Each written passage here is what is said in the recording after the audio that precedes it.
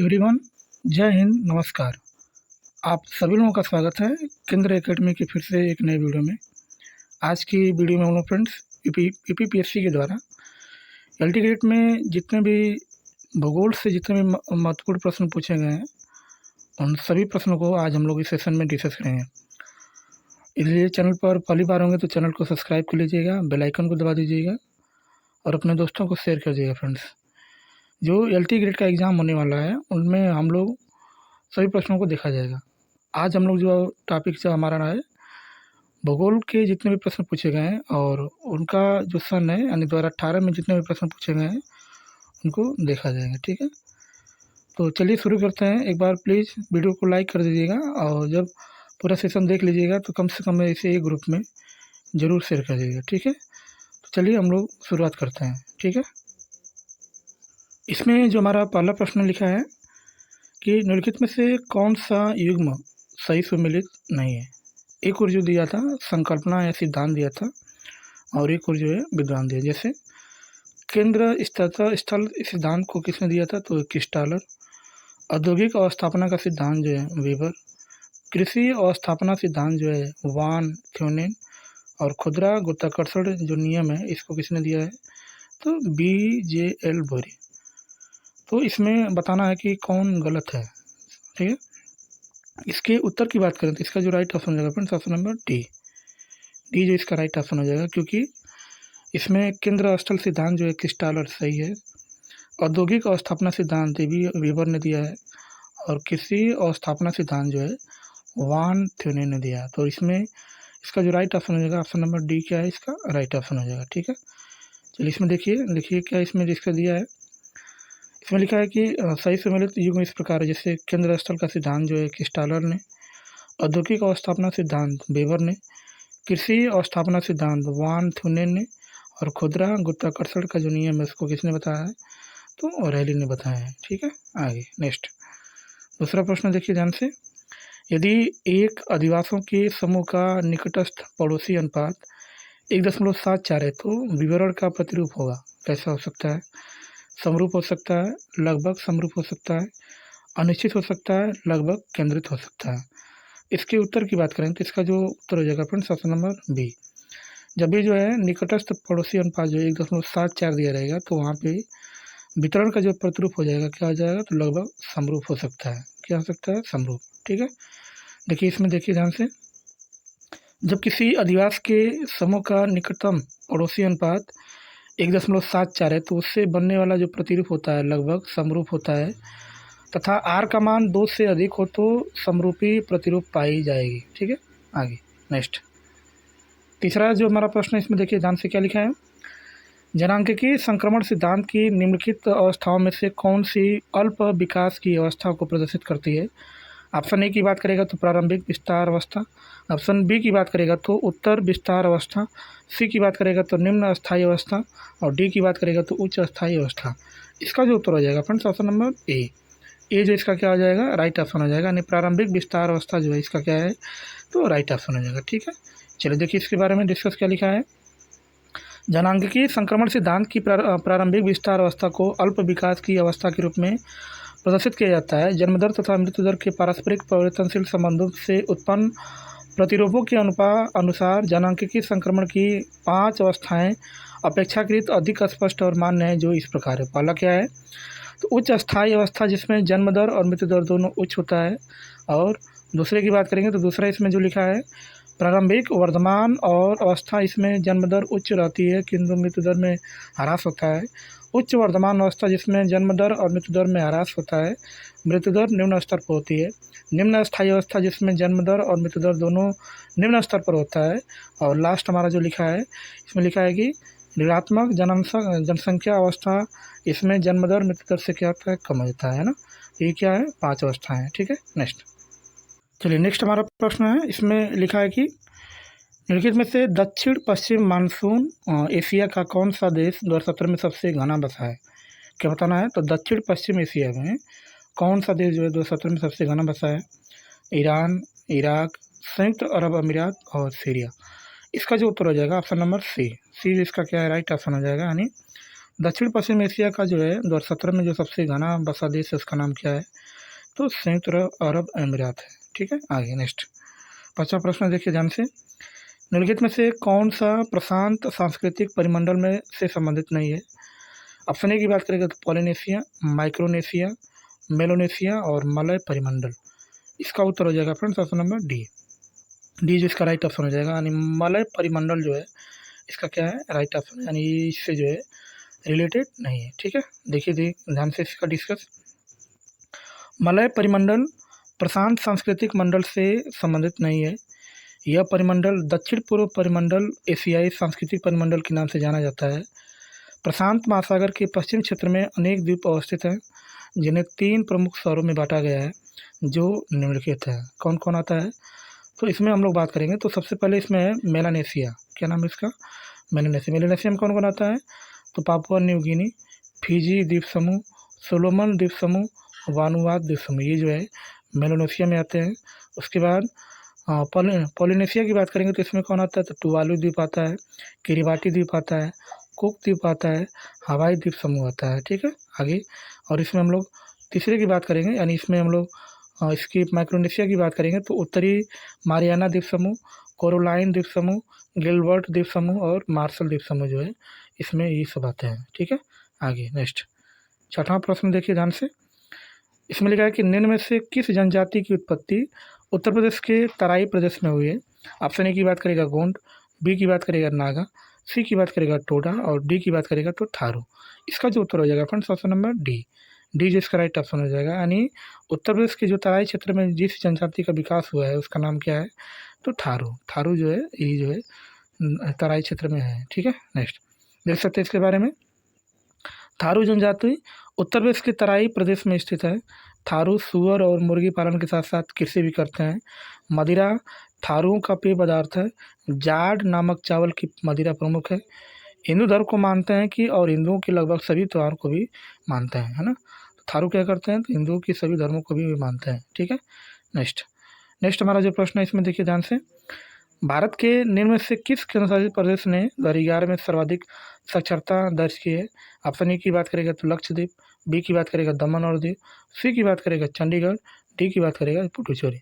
इसके उत्तर की बात करें तो इसका जो राइट ऑप्शन हो जाएगा friends option number A. Lakshadweep जो है केंद्र शासित प्रदेश में जो 2011 की जनगणना हुई थी उसमें सर्वाधिक साक्षरता जो है दर्ज किया था। ठीक है, नेक्स्ट चलिए देख सकते हैं हम लोग इसके बारे में डिस्कस। सर्वाधिक साक्षरता प्रतिशत वाले केंद्र शासित प्रदेश इस प्रकार है। पहला पे कौन है? तो लक्षद्वीप है 91.8%। दूसरा पे दमन और दीव है 87.1%। अंडमान निकोबार द्वीप समूह 86.6%। पुडुचेरी की बात करेंगे तो 85.8। केंद्र शासित प्रदेश की जो संख्या कितनी है? 8 है। कितनी है? 8। ठीक है, नेक्स्ट जो हमारा 8वां प्रश्न है देखिए ध्यान से। इसमें लिखा है कि कुल जनसंख्या तथा कुल कृषि क्षेत्र के अनुपात को क्या कहते हैं हम लोग? तो ऑप्शन ए की बात करेगा तो गणितीय घनत्व, बी की बात करेगा तो कृषि घनत्व, सी की बात करेगा आर्थिक घनत्व और डी की बात करेगा तो कायिकी घनत्व। इसके उत्तर की बात करें तो इसका जो राइट ऑप्शन रहेगा फ्रेंड्स ऑप्शन नंबर डी, यानी ऊपर कुल जनसंख्या रहेगी, नीचे कुल कृषि क्षेत्र का अनुपात जो होता है इसी को हम लोग क्या बोलते हैं? तो कायिक घनत्व के नाम से उसको जाना जाता है। ठीक है, नेक्स्ट किसी प्रदेश की कुल जनसंख्या तथा कुल कृषि क्षेत्र के अनुपात को कायिक घनत्व कहता है। प्रदेश की प्रति इकाई कृषि भूमि पर औसतन कितने मनुष्यों का भार है? मानव निवास के लिए अनुपयुक्त भूमियों को कुल क्षेत्रफल से निकाल देने के परिणाम स्वरूप कायिक घनत्व क्या होता है? प्राप्त होता है। यानी कायिक घनत्व बराबर होता ही है कुल जनसंख्या बटे कुल कृषि क्षेत्र होता है, यानी कुल योगदान भूमि। ठीक है, नेक्स्ट 9वां हमारा प्रश्न देखिए ध्यान से। क्या लिखा है? निम्नलिखित में से कौन सा एक स्वर्णिम चतुर्भुज से जुड़ा नहीं है? बेलगाम, सूरत, गुंटूर और नागपुर। इसका जो उत्तर हो जाएगा friends option number D. D जो इसका राइट ऑप्शन हो जाएगा, यानी नागपुर जो होता है ये स्वर्णिम चतुर्भुज से जो है जुड़ा नहीं है। ठीक है, आप चाहेंगे तो इसके बारे में देख सकते हैं, इसका डिस्कस भी क्या लिखा है। भारत की स्वर्णिम चतुर्भुज परियोजना दिल्ली, बम्बई, चेन्नई एवं कोलकाता को आपस में जोड़ती है। यानी 4 शहर जो है स्वर्णिम चतुर्भुज के अंतर्गत आते हैं। कौन कौन आता है? तो दिल्ली आता है, बम्बई आता है, चेन्नई आता है और कौन आता है? कोलकाता। जिसकी कुल लंबाई की बात करेंगे तो 5,846 किलोमीटर है। सूरत, अहमदाबाद, जयपुर, पुणे, हुबली, बेलगाम, बेंगलुरु, गुंटूर, नेल्लोर, विजयवाड़ा, विशाखापट्टनम, बेलूर, कांचीपुरम, भुवनेश्वर, वाराणसी, कानपुर, आगरा इस परियोजना से जो है क्या है जुड़ा हुआ है ना, तो यानी 4 शहर जो इससे आप जोड़ सकते हैं, ठीक ना। आप इसमें आप भारत के मैप में देख देख भी सकते हैं, ठीक है, कि कहाँ से कहाँ तक है। तो कि यहाँ से दिल्ली से स्टार्ट किया, दिल्ली से होते हुए ऐसे ऐसे जो है यहाँ पर ये बम्बई है। फिर बम्बई से नीचे आएंगे तो यहाँ पर क्या है, तो नीचे आएंगे तो नीचे हमारा क्या है, तो तमिलनाडु है। देख रहे हैं ना, यहाँ पर ऐसे आएंगे तो यहाँ पर क्या है, तमिलनाडु है। फिर तमिलनाडु से यहाँ पर जाएंगे तो यहाँ से होते हुए जो है कहाँ तक जाना है, तो कोलकाता तक जाना है। कहाँ तक जाना है, कोलकाता से। फिर कोलकाता से क्या है, दिल्ली। इतने में जितने भी आते हैं वो सब क्या आता है, तो स्वर्णिम चतुर्भुज के अंतर्गत आता है ना। और जो इसमें हम लोग बात करेंगे तो इसका जो राइट ऑप्शन कौन था, नहीं इसमें कौन नहीं आता है, उसका जो नाम है नागपुर। नागपुर जो इसमें नहीं आता है, ठीक है। नेक्स्ट, इसमें लिखा भी है कि जबकि नागपुर इस परियोजना से नहीं जुड़ा है, यह परियोजना भारत की सबसे बड़ी राजमार्ग परियोजना है। यह परियोजना 2001 में भारत के तत्कालीन प्रधानमंत्री अटल बिहारी वाजपेयी द्वारा जो है इसको शुरू किया। यानी फिर पूछ सकता है कि स्वर्णिम चतुर्भुज जो है किसके अंतर्गत शुरू किया गया था, तो उसमें जो है कार्यकाल जो है अटल बिहारी वाजपेयी जी उसमें प्रधानमंत्री थे, और उन्हीं के समय जो है ये कार्यकाल शुरू किया गया था, ठीक है। आगे नेक्स्ट, 10वां प्रश्न देखिए ध्यान से। निम्नलिखित में से कौन सा सही सुमेलित नहीं है। ऑप्शन ए की बात करेगा तो अरुणाचल प्रदेश आपातानी, कश्मीर हाँ जी, नागालैंड हो, मेघालय और खासी। ये जनजाति दिया फ्रेंड्स, तो इसमें इसका जो राइट ऑप्शन रहेगा ऑप्शन नंबर सी। सी जो इसका राइट ऑप्शन हो जाएगा, यानी नागालैंड जो है वहाँ पे हो जनजाति जो है नहीं पाई जाती है, ठीक है। आप इसका हम लोग देख सकते हैं, इसका डिस्कस भी सही से मिले तो इस प्रकार होगा। कौन, अरुणाचल प्रदेश में जो है आपातानी पाई जाती है, सही बात है। कश्मीर में हांची पाई जाती है, सही बात है। नागालैंड में नागा और कोन्याक पाई जाती है। मेघालय में जो है खासी जनजाति पाई जाती है, ठीक है। इसका हम लोग देख सकते हैं, इसका आगे भी निष्कर्ष हो। संथाल मुंडा जनजाति झारखंड राज्य की जनजाति है। यह जनजाति नागालैंड में नहीं पाई जाती है, यह सही विकल्प है सही। यानी हो जनजाति कहाँ पाई जाती है, तो ये जो है झारखंड में पाई जाती है, ठीक है। नेक्स्ट, भारत के निम्नलिखित में से किसमें गन्ने का प्रति एकड़ उत्पादन अधिकतम है। ऑप्शन ए की बात करेगा तो महाराष्ट्र, बी की बात करेगा कर्नाटक, सी की बात करेगा तमिलनाडु, डी की बात करेगा तो उत्तर प्रदेश। इसके उत्तर की बात करेंगे तो इसका जो राइट ऑप्शन है friends option number C. Tamil Nadu की बात करेंगे तो इसमें प्रति एकड़ उत्पादन जो सबसे अधिक होता है। बाकी गन्ना उत्पादन में जो राज्य उसका नाम क्या है, तो उत्तर प्रदेश सबसे जो है पहले नंबर पे आता है, ठीक है। नेक्स्ट, वर्ष 2020 से 2021 के चतुर्थ अग्रिम अनुमान के अनुसार तमिलनाडु में गन्ने का प्रति एकड़ उत्पादन अधिकतम है। गन्ना उत्पादन में प्रमुख स्थान पर उत्तर प्रदेश का है, इससे लगभग 1/3 गन्ने का उत्पादन भारत में होता है ना, तो सबसे ज़्यादा जो है भारत में होता है, 1/3 लगभग, ठीक है। चलिए देख सकते हैं इसमें कौन सा राज्य कौन आगे है। जैसे तमिलनाडु की बात करेंगे तो ये जो है 1,02,730 किग्रा प्रति हेक्टेयर इसमें उत्पादन करता है। कर्नाटक की बात करेंगे तो 95,000, महाराष्ट्र की बात करेंगे तो 88,900, उत्तर प्रदेश की बात करेंगे तो 81,500 है ना। तो इतना जो है यहाँ पर जो है गन्ने का उत्पादन किया जाता है, ठीक है। नेक्स्ट, निम्नलिखित में परमाणु में संयुक्त शक्ति संयंत्रों में से किसकी क्षमता सर्वाधिक है।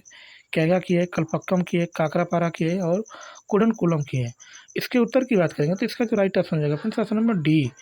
डी जो इसका राइट ऑप्शन हो जाएगा, यानी कुडनकुलम में जो है मतलब परमाणु शक्ति की बात करें तो इससे यहाँ पर जो है सर्वाधिक क्षमता यहाँ पे होती है। जैसे और ऑप्शन की बात कर सकते हैं कि कौन सा परमाणु सूत्र कहाँ कहाँ, जैसे कैगा की बात करेंगे तो ये कर्नाटक में है, इसकी जो कुल क्षमता है 880 मेगावाट है।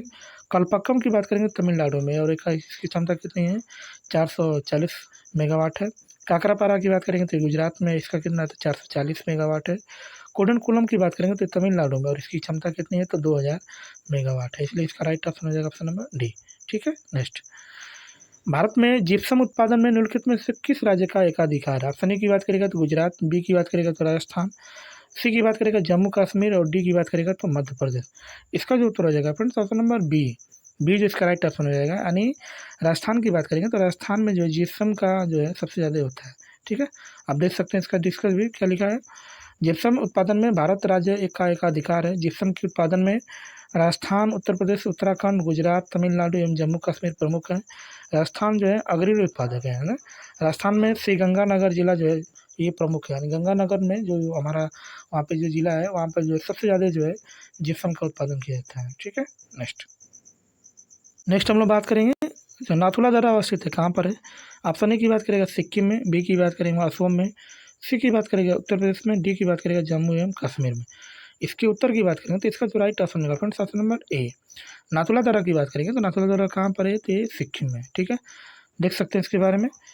नाथुला दर्रा जो है भारत चीन युद्ध में सामरिक महत्व के कारण चर्चित यह दर्रा सिक्किम राज्य में डोगोक्या श्रेणी में स्थित है। 1962 में बंद पड़े इस भारतीय चीन मार्ग को 2006 में पुनः व्यापार के लिए खोला गया है।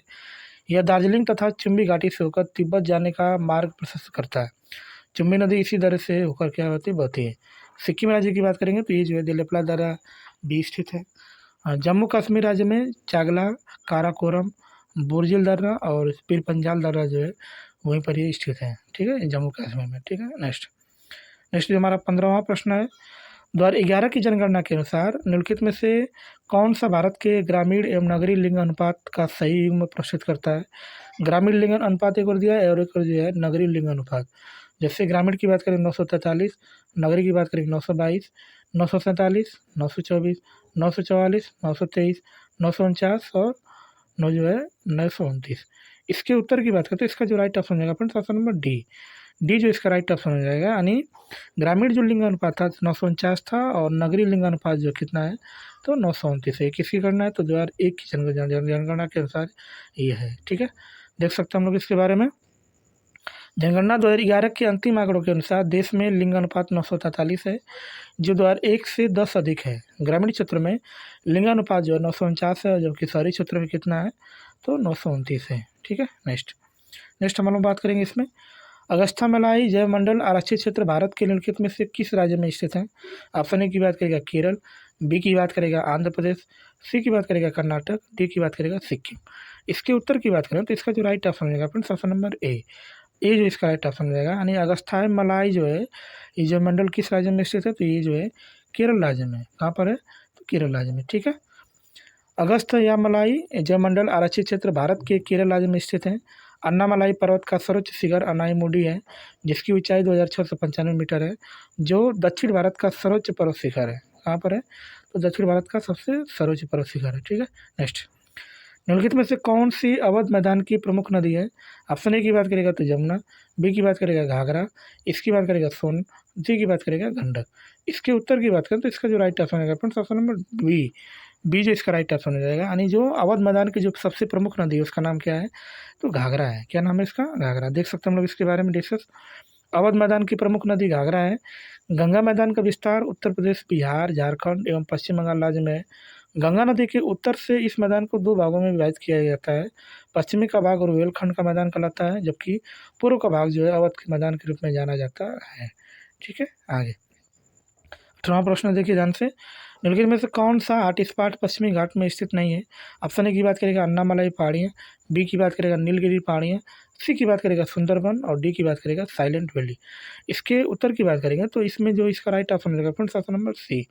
जो सुंदरबन है ये क्या करता है तो पश्चिमी घाट में स्थित नहीं है, यानी हॉटस्पॉट पश्चिमी घाट में स्थित नहीं है। ठीक है, चलिए देखिए इसके बारे में डिस्कस क्या लिखा है। इसमें लिखा है कि सुंदरबन पश्चिमी घाट में स्थित नहीं है। हॉटस्पॉट शब्द का प्रयोग सबसे पहले 1988 में नॉर्मन मायर्स ने किया था। भारत के 4 हॉटस्पॉट क्षेत्र हैं। पहला पश्चिमी घाट, हिमालय क्षेत्र, इंडो बर्मा क्षेत्र और सुंडरलैंड। इसके बात करेंगे तो इसमें जो हमारा आगे ऑप्शन जो है, जबकि पश्चिमी घाट हॉटस्पॉट जो है क्षेत्र में अन्नामलाई पहाड़ियाँ स्थित हैं, नीलगिरी पहाड़ियाँ है, साइलेंट घाटी जो है छाती क्षेत्र में अवस्थित है। ठीक है, नेक्स्ट 19वां प्रश्न देखिए ध्यान से। निम्न में से किसने भारतीय वनों के वर्गीकरण की योजना प्रस्तुत की थी। ऑप्शन ए की बात करेगा तो OH के स्पेट, HG के चैंपियन, RL सिंह, मोहम्मद शफी। इसका उत्तर हो जाएगा फ्रेंड्स ऑप्शन नंबर बी जो इसका राइट ऑप्शन हो जाएगा। यानी भारतीय वनों को वर्गीकरण की योजना जो प्रस्तुत किया था उसका नाम क्या था तो HG चैंपियन था। क्या नाम था उसका HG चैंपियन। ठीक है, देख सकते हैं हम लोग। हैरी जॉर्ज चैंपियन, HG इसको चैंपियन कहते हैं, ने भारतीय वनों के वर्गीकरण की योजना 1936 में प्रस्तुत की थी। यह वर्गीकरण पौधों की संरचना, आकृति और पादप स्वरूप के आधार पर आधारित थी तथा वनों 15 मुख्य वर्गों में विभाजित करके एवं 136 वर्गों में बांटा गया। ISFR 2021 के अनुसार भारत में वनों एवं वृक्षों के आच्छादित कुल जो क्षेत्रफल है 8,09,537 वर्ग किलोमीटर, जो कि कुल भौगोलिक क्षेत्र पर जो है 24.62% है। ठीक है, नेक्स्ट हम लोग बात करेंगे। इसमें हमारा जो नेक्स्ट प्रश्न है तो 20वां प्रश्न देखिए ध्यान से। इसमें लिखा है कि निम्नलिखित में से कौन सी एक गर्म समुद्री धारा है। ब्राज़ील धारा, कनारी धारा, लेब्राडोर धारा और वेंगुला धारा। इसकी बात करेंगे तो इसमें जो ब्राज़ील की जो धारा होती है सबसे गर्म जलधारा है और बाकी सब क्या है तो ठंडी जलधारा, ठीक है। देख सकते हैं हम लोग इसके बारे में डिस्कस भी क्या लिखा है। ब्राज़ील धारा एक गर्म जलधारा है। दक्षिणी विषुवत रेखीय जलधारा ब्राज़ील के पूर्वी तट से टकराकर दक्षिण की ओर तट के सहारे बहती है तथा अंत में पश्चिमी हवाओं के प्रभाव में आकर विलुप्त हो जाती है। इस मार्ग को जलधारा को ब्राज़ील की जलधारा कहते हैं, ठीक है। कनारी धारा, लेब्राडोर धारा, बेंगुला धारा अटलांटिक महासागर की जो है ये ठंडी जलधारा है, ठीक है। आगे 21वां प्रश्न देखिए ध्यान से। सबसे चौड़े महाद्वीपीय मग्न तट पाए जाते हैं, कहाँ पाए जाते हैं तो हिंद महासागर में, अटलांटिक महासागर में, प्रशांत महासागर में, आर्कटिक महासागर में। इसके उत्तर की बात करें तो इसका जो राइट ऑप्शन हो जाएगा फ्रेंड्स ऑप्शन नंबर डी, यानी आर्कटिक महासागर में जो है ये जो है सबसे चौड़ा महाद्वीपीय मग्न तट जो है स्थित है, ठीक है। देख सकते हैं हम लोग इसके बारे में। सबसे चौड़े महाद्वीपीय मग्न तट आर्कटिक महासागर में पाए जाते हैं। महाद्वीपों के किनारे का जो भाग महासागर के जल में डूबा रहता है और जिसका ढाल 1 डिग्री से 3 डिग्री एवं औसत गहराई 100 फैदम यानी 600 फीट होती है। इसका मतलब महाद्वीपीय मग्न तट जो है उसको कहते हैं, ठीक है। आगे सबसे चौड़े मग्न तट की बात करेंगे तो साइबेरिया किनारे जो है उसका नाम क्या है उत्तरी ध्रुव सागर में स्थित है, ठीक है। नेक्स्ट, निम्नलिखित में से किस झील की लवणता सर्वाधिक है? टिटिकाका, वान, विक्टोरिया और बाल्कस। इसके उत्तर की बात करें तो इसमें राइट आंसर हो जाएगा option number D, option sorry friends, इसका जो राइट ऑप्शन होगा ऑप्शन नंबर बी जो इसका राइट ऑप्शन है, यानी वान जो है, वान झील की जो लवणता जो है सबसे क्या है तो ज़्यादा है, ठीक है। देखिए हम लोग इसके बारे में डिस्कस भी देख सकते हैं। संसार में सबसे अधिक लवणता तुर्की की वान में पाई जाती है। उसके बाद मृत सागर में लगभग 238% तथा संयुक्त राज्य अमेरिका की उठा प्रांत की ग्रेट साल्ट लेक में 220% की लवणता जो है इसमें पाई जाती है, ठीक है। और भी देख सकते हैं हम लोग इसके बारे में। लाल सागर में तीव्र वाष्पीकरण तथा नदियों का ताज़ा जल न मिलने के कारण अत्यधिक लवणता पाई जाती है। टिटिकाका झील दक्षिण अमेरिका में स्थित पेरू तथा बोलिविया की सीमा पर अवस्थित विश्व की सबसे ऊंची नौगम्य झील है, ठीक है। आगे देख सकते हैं हम लोग इसके बारे में। 23वां प्रश्न है, निम्नलिखित में से कौन सी धारा उत्तरी गोलार्ध दक्षिण से उत्तर की ओर प्रवाहित होती है? कैलिफोर्निया, उसके बाद बात करेंगे क्यूरेशिया, क्यूराइल और आगे हमारा जो है अलास्का। इसका जो उत्तर हो जाएगा फ्रेंड्स ऑप्शन नंबर बी जो इसका राइट ऑप्शन है, यानी क्यूरेशिया की जो धारा है ये जो है उत्तरी गोलार्ध से जो है दक्षिण से उत्तर की ओर प्रवाहित होती है, ठीक है। प्रशांत महासागर में अवस्थित क्यूरेशिया धारा उत्तरी गोलार्ध में दक्षिण से उत्तर की ओर प्रवाहित होती है। उत्तरी विषुवत रेखीय जलधारा की एक शाखा उत्तर की ओर मुड़कर जापान के पूर्वी तट के सहारे बहती हुई होकूडो द्वीप के उत्तरी भाग तक जाती है। इस धारा को क्यूरेशिया गर्म जलधारा भी कहा जाता है, ठीक है। आगे उत्तरी ध्रुव प्रदेशी से चलकर एक ठंडी जलधारा बोरिंग जलधारा से होकर होकाइडो द्वीप तक पहुंचती है। इस जलधारा को आयुसिया या क्यूरालिक ठंडी जलधारा भी कहते हैं, ठीक है। आगे देखिए 24वां प्रश्न, निम्नलिखित में से कौन सा निक्षेप महासागरों में सर्वाधिक गहरा वाले भाग में पाया जाता है? लाल मृत्तिका, डायटम पंख, लाल पंख और हरा पंख। इसका उत्तर हो जाएगा फ्रेंड्स ऑप्शन नंबर ए, ये जो इसका राइट ऑप्शन हो जाएगा, यानी लाल मृत्तिका जो है इसका क्या है तो राइट ऑप्शन हो जाएगा, ठीक है। देखिए इसके बारे में। लाल मृत्तिका महासागरों में 2700 फैथम से अधिक गहराई वाले भाग में पाया जाता है। लाल मृत्तिका में लौह ऑक्साइड तथा एल्युमिनियम अधिक मात्रा में पाया जाता है, इसलिए इसका रंग लाल होता है। इस मिट्टी की उत्पत्ति ज्वालामुखी पदार्थ से विघटन से होती है। यह पदार्थ नदियों तथा पवन द्वारा बहाकर सागरों में इकट्ठा किया जाता है। इस मृत्तिका में के निर्माण में क्या होता है तो ज्वालामुखी के द्वारा जो है निक्षेप के अंश तथा लोहा, सिलिकेट, एल्युमिनियम 5.35%, कैल्शियम 6.47% और सिलिका जो है 2.3% पाया जाता है, ठीक है। आगे 25 प्रश्न देखिए ध्यान से। निम्नलिखित में से कौन सी दक्षिणी अटलांटिक महासागर की ठंडी जलधारा है? बेंगोला, अगुलहास, ब्राज़ील धारा और इनमें से कोई नहीं। इसका उत्तर हो जाएगा फ्रेंड्स ऑप्शन नंबर ए, बेंगोला की धारा जो है सबसे क्या है तो ये जो है ठंडी जलधारा है, ठीक है। देख सकते हैं हम लोग इसके बारे में डिस्कस। बेंगोला धारा दक्षिण अटलांटिक महासागर की ठंडी जलधारा है जो दक्षिण अफ्रीका के पश्चिम तट के सहारे उत्तर दिशा में प्रवाहित होती है। दक्षिणी अटलांटिक धारा अफ्रीका के दक्षिण सिरे के टकराने के बाद उत्तर की ओर मुड़ जाती है तथा आगे चलकर यह धारा दक्षिण विषुवत रेखा धारा में क्या होती है तो विलीन हो जाती है, ठीक है। आगे 27वां प्रश्न देखिए ध्यान से। लिखा है इसमें कि पेलाजिक जमाव की पदार्थ से प्राप्त होते हैं? ज्वालामुखी पदार्थों से, शैवाल से, चट्टानों के रूपांतरण से, रासायनिक अपक्षरण से। इसका उत्तर हो जाएगा फ्रेंड्स ऑप्शन नंबर बी, सवाल से जो है क्या होता है तो प्राप्त होते हैं। ठीक है, देख सकते हैं हम लोग इसके बारे में डिस्कस इसका। पेलेजिक निक्षेप से अंतर्गत गहरे सागर में उपस्थित शैवाल के अंतर्गत अवशेषों को सम्मिलित किया जाता है जो पंख के रूप में पाया जाता है, उन्हें ऊज कहा जाता है। चूना तथा सिलिक की मात्रा के आधार पर इन्हें दो भागों में बांटा गया है, चूना प्रधान ऊज, सिलिका प्रधान ऊज। ठीक है, आगे 27वां प्रश्न देखिए ध्यान से क्या लिखा है। इसमें लिखा है किस ग्रह को कोई उपग्रह नहीं होता है, मंगल का, वरुण का, शुक्र का और अरुण का। इसका उत्तर हो जाएगा फ्रेंड्स ऑप्शन नंबर सी, यानी शुक्र का, यानी बुध के पास भी नहीं होता है और शुक्र के पास भी एक भी ग्रह नहीं। ठीक है, और इसको हम लोग क्या बोलते हैं तो देखिए ध्यान से, शुक्र ग्रह का कोई उपग्रह नहीं है। शुक्र शुक्र पृथ्वी का निकटतम ग्रह है जिसकी दूरी पृथ्वी से 4 करोड़ किलोमीटर है। यह सबसे चमकीला एवं गर्म तारा, इसे सांझ का तारा या भोर का तारा कहा जाता है। यह अन्य ग्रहों के विपरीत अपने अक्ष पर विपरीत दिशा में और अर्थात पूर्व से पश्चिम यानी घड़ी की सुई के अनुरूप घूर्णन करता है। इसे पृथ्वी का भग्नी ग्रह या कहते हैं। इसका घनत्व जो है व्यास किया जाता है पृथ्वी के समान होता है। ठीक है फ्रेंड्स, तो फ्रेंड्स हमने जो है लगभग जो प्रैक्टिस सेट के पेपर में हमने हल किया है, जो पूर्व की परीक्षाओं में LT ग्रेड में पूछा गया है। तो नेक्स्ट वीडियो में हम लोग देखेंगे इसके आगे का प्रैक्टिस। ठीक है, तो यदि चैनल पर पहली बार होंगे तो चैनल को सब्सक्राइब करें, बेल आइकन को दबाएं, अपने दोस्तों को शेयर करें। मिलते हैं नेक्स्ट क्लास में इसे शानदार प्रश्नों के साथ। तब तक के लिए बाय और जय हिंद फ्रेंड्स।